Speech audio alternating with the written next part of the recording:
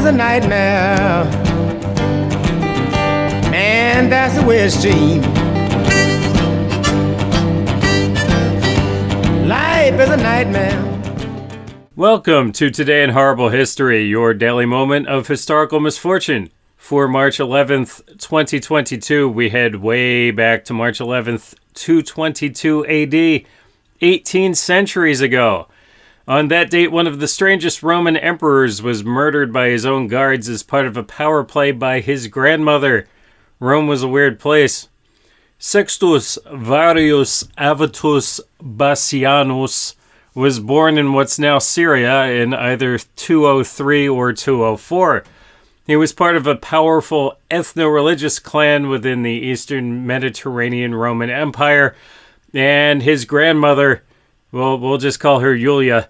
Julia Maeza would be the simplified version of her name, was a Syrian noblewoman and political player in the empire. The family was related to the Severan clan of Roman emperors from the era.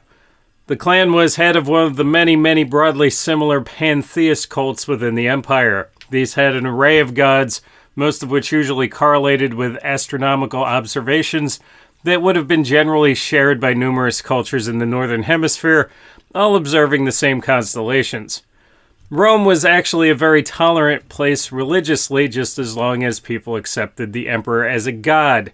As long as you did that, you could practice anything you like. It's when you failed to recognize the emperor as a god that things got messy. Little Sextus Varius was also his clan's hereditary high priest of their regional sun god, Elegabalus, or if you prefer the even more Romanized version of what was originally a Proto-Arabic name, Heliogabalus.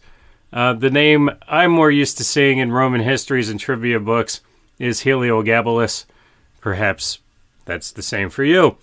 Only centuries after his death was the name of the emperor discussed here in this video conflated with the name of the god. Sextus Varius, aged about 14, was placed on the throne of all Rome through the machinations of his grandmother and through a series of bloody victories of his supporters over Roman legions commanded by those who begged to differ. Once on the throne, things got really weird. Sextus took the imperial name Marcus Aurelius Antoninus and delved into his two passions, worship of Elegabalus and kinky sex.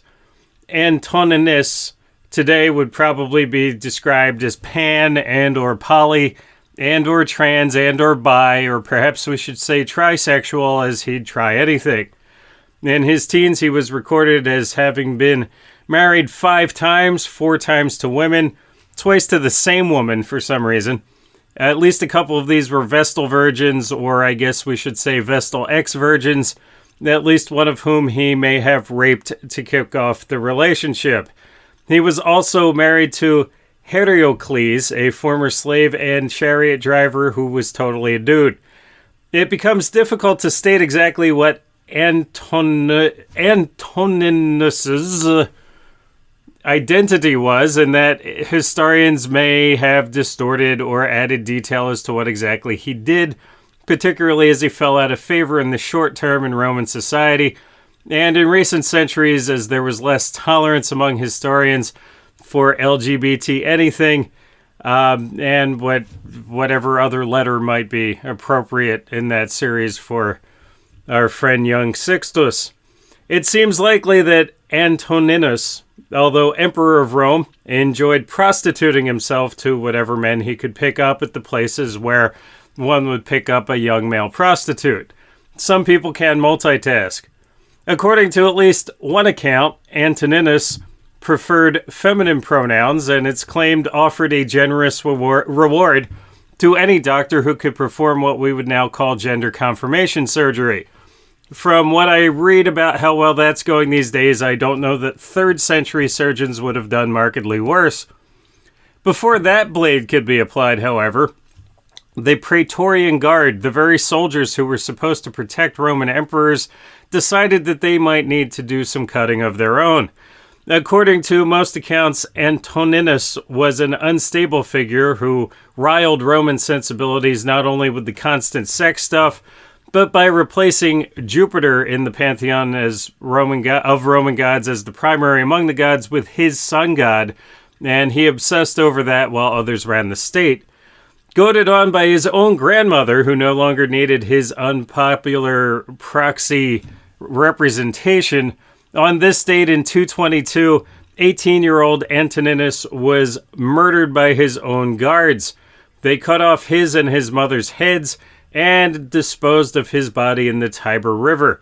So that Julia could maintain some control over Rome, she had Antoninus replaced with his cousin Alexander. Associates of theirs, such as the hapless Hierocles, remember the chariot driver, were also put to death.